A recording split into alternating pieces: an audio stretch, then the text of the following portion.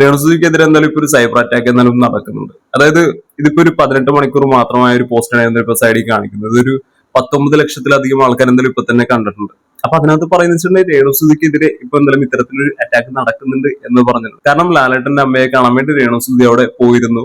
അപ്പൊ അതിലുള്ള രേണുസുതിന്റെ യോഗ്യത എന്താണ്? അതായത് ലാലേട്ടന്റെ ഒക്കെ അമ്മനെ കാണാനും മാത്രമുള്ള രേണുസുതിയുടെ യോഗ്യതയാണ് ആൾക്കാർ ചോദ്യം ചെയ്തത്. കാര്യം ആ രേണുസുതിയോടെ പോയിരിക്കുന്ന ഒരു വീഡിയോ നോക്കിയാണെങ്കിൽ അതിന്റെ കമന്റ് ബോക്സ് നോക്കിയാൽ തന്നെ നമുക്കത് വളരെ ക്ലിയർ ആയിട്ട് നമുക്ക് മനസ്സിലാക്കാവുന്ന, ഞാനത് ഓൾറെഡി ശ്രദ്ധിച്ച ഒരു കാര്യം തന്നെയാണ്. പിന്നെ ഈ ഒരു പോസ്റ്റിന്റെ ഒരു കമന്റ് ബോക്സിൽ കയറി നോക്കിയാലും ആ രേണുസുതിയുടെ ആ ഒരു യോഗ്യതയെ ചോദ്യം ചെയ്തുകൊണ്ടും പിന്നെ അതുപോലെ തന്നെ രേണുസുതിയെ സപ്പോർട്ട് ചെയ്തുകൊണ്ടും എല്ലാമുള്ള ഒരുപാട് രീതിയിലുള്ള ചിന്തകൾ ഈ ഒരു കമന്റ് ബോക്സിൽ നമുക്ക് കാണാവുന്നതാണ്. അതായത് വലിയൊരു ഇല്ലത്തിൽ ജനിച്ചു വളർന്ന ആൾക്കാർക്ക് മാത്രം ഇതുപോലത്തെ ഒരു അവസ്ഥയിലുള്ള ഒരാളെ പോയി കാണാൻ പാടുള്ളൂ എന്നൊക്കെയാണ് ഈ ഒരു കമന്റ് ഇടുന്ന ഇല്ലത്ത് ജനിച്ചു വളർന്ന ആൾക്കാരായ ചേട്ടന്മാരുടെ ഒരു അഭിപ്രായമെങ്കിൽ അത് കംപ്ലീറ്റ്ലി റോങ് ആയിട്ടുള്ള ഒരു കാര്യമാണ് എന്ന് മാത്രം പേഴ്സണൽ എനിക്ക് എന്തെങ്കിലും പറയാൻ പറ്റുള്ളൂ.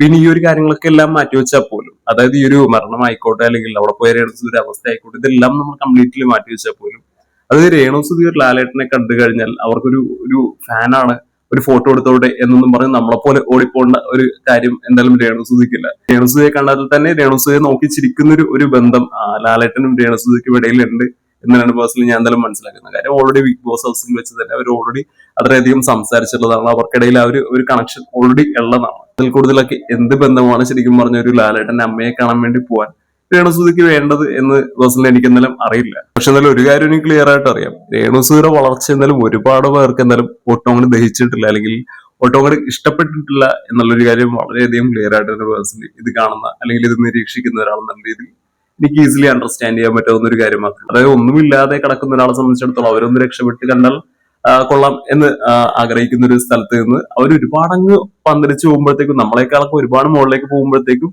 സ്വാഭാവികമായിട്ടും ഒരാൾക്ക് തോന്നുന്ന ഒരു വിഷമം അല്ലെങ്കിൽ ആ ഒരു അസൂയ എന്നൊക്കെ പറയുന്നത് ഈസി ആയിട്ട് നമുക്ക് മനസ്സിലാക്കാവുന്നതേ ഉള്ളൂ. അപ്പൊ അതിന്റെ ബേസിൽ തന്നെയാണ് രേണുസുതിക്കെതിരെയുള്ള ഇത്രയധികം ഒരു വലിയ രീതിയിലുള്ള ഒരു ഹേറ്റ് എന്ന് നമുക്ക് ഈസി ആയിട്ട് മനസ്സിലാക്കാവുന്നതേ ഉള്ളൂ.